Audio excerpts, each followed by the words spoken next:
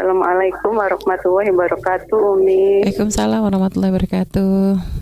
Umi begini ya, misalnya ini sih sudah istikharah gitu, terus di tempat diambil dari tempat yang mulia gitu.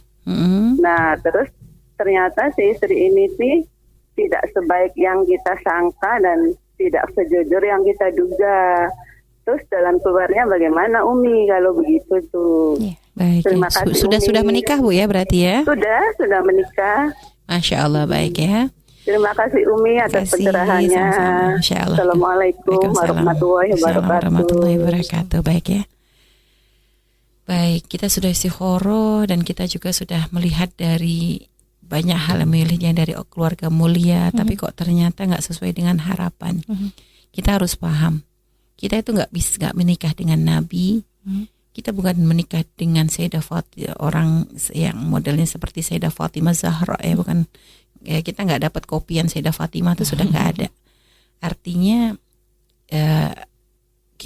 kita pun ya, kita sendiri punya banyak kekurangan. Artinya orang lain pun ya sama punya banyak kekurangan. Sekarang ketika kita menemukan bahwa wanita yang ya mungkin tadi ya, ini mungkin ibu cerita nih, ada seorang wanita sudah jadi istri nggak sesuai harapan. Artinya sekarang kewajiban untuk suamilah untuk bisa membuat perubahan baik pada istri. Artinya ya mungkin gini, mungkin Anda ya tadi tuh mungkin kurang selektif lagi dalam memilih ya. Dalam istikharah mungkin ya Anda dalam memilihnya hanya melihat dari sisi ini keluarga baik, tapi Anda tidak mengenali lebih lanjut. Jadi nggak ada cek lagi, nggak di cross check lagi. Kayak tadi kalau kata Umi kan caranya kayak Nabi kalau sewaktu itu sudah melihat dikasih dapat Sayyidah Khadijah dapat info al-amin, Rasulullah tuh terpercaya, tapi masih dicek lagi. Nah mungkin Anda dengar ini ada perempuan baik dari keluarga baik, Anda langsung ya Anda sudah istikharah rasanya mantap diambil, tapi ternyata dalam kenyataannya tidak sesuai. Ya itu sebenarnya mungkin Anda kurang selektif, tapi ini pun ala kulli ini sudah telanjur, jadi jangan disesali. Sekarang tinggal Anda berupaya membuat perubahan tuh seperti apa sih? Apa sih hal yang tidak baiknya? Oh kurang jujur, kurang apa? Oh berarti mungkin tinggal perlu dididik lagi untuk menjadi lebih baik. Artinya karena emang nggak jaminan juga, kadang anaknya seorang soleh pun dia bisa menjadi soleha, belum jaminan. Ada orang kadang hafal Quran belum jaminan juga soleha. Ada orang punya banyak ilmu belum jaminan soleha. Jadi makanya masalah kesolehan itu bukan jaminan dilihat dari keluarga atau dari ilmu atau itu bukan jaminan. Artinya sekarang ini sudah telanjur menjadi pasangan, anakkah atau siapa gitu ya. Nah, kok ada menemukan kekurangan, maka sekarang tugas dari suamilah untuk bisa membimbing. Artinya mungkin harus sering duduk bareng, sering diajak ngobrol, sering komunikasi yang baik gitu ya. Dan mungkin ibunda yang mungkin bertanya, mungkin siapa tahu ini ada mungkin mertua gitu ya.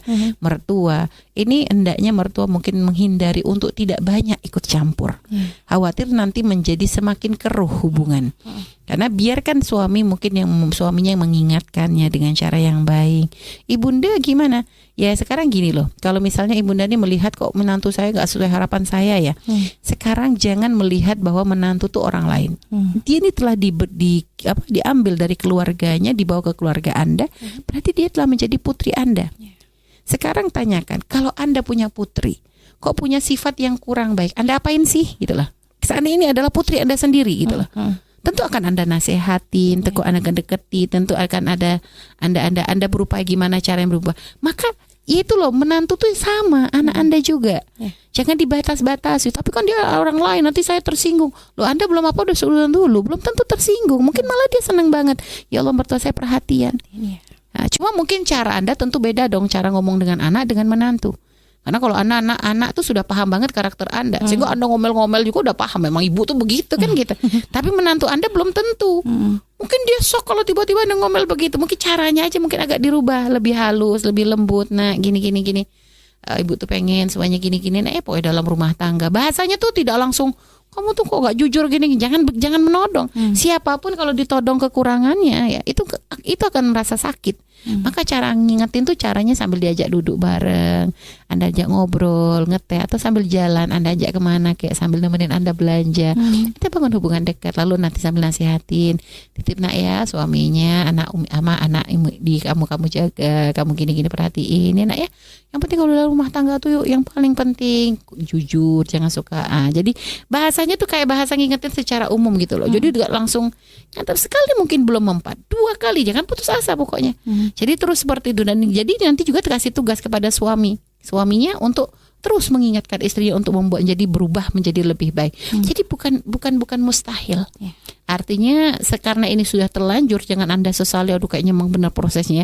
Boleh menyesali proses dulu, mungkin kurang selektif lagi untuk supaya kedepannya kalau nanti mencari menantu atau mencarikan mungkin ini tidak terulang lagi. Tapi untuk yang ini karena sudah terlanjur menjadi istri, jangan langsung kita salahkan istikharah, kita salahkan enggak sesuai ini, enggak. Istikharah Anda sudah benar. Cuma mungkin prosesnya mungkin bukan berarti istikharah itu Anda langsung mendapatkan dia tuh langsung dalam kondisi yang memuaskan. Tapi mungkin ini menjadi ladang dakwah untuk Anda. Allah pengen membukakan pintu untuk Anda bagaimana Anda bisa menjadi merubah menantu yang mungkin kurang baik menjadi menantu yang baik gitu lah. Ini adalah kewajiban untuk suami kan. Asa antakrahu syai'an wa huwa khairun lakum. Bisa saja sesuatu yang kita tuh tidak suka ternyata baik. Kenapa? Jadi sebab kita berdakwah. Jadi sebab kita nih mikir. Kalau dulu mungkin kita tenang aja kan, nggak. Sekarang kita dikasih tanggung jawab dakwah nih kepada siapa? Menantu kita kan gitu. Sehingga nanti kita membangun, ternyata dakwah tuh butuh strategi. Bahwa kita ini jadi kita mencoba ngamalin bahwa kalau kita tuh pengen membuat perubahan, jalin hubungan baik dulu. Kayak Nabi itu kan dengan perilaku beliau yang baik. Artinya yang yakin semakin yakin. Ada yang mungkin ya, tapi kan menjalin hubungan baik itu menjadikan kita tuh lebih nyaman dalam berkomunikasi. Jadi seperti itu. Bangun hubungan baik dulu Anda tadi dengan si wanita yang tadi si istri, apakah itu menantu atau ipar atau apa kami tidak tahu. Yang jelas Anda bangun hubungan baik. Lalu sambil ngobrol, dinasihatinya tuh pun tidak dengan langsung menuding kesalahannya, tapi nasihat secara umum, sering dibuka obrolan, diajak ngobrol nyantai ini semua. Sekali nanti bahas resep, sekali bahas begini, ajari nanti dia untuk khidmah kepada suami dengan cara halus gitu ya. Insya Allah semoga diberikan kemudahan oleh Allah Subhanahu wa taala.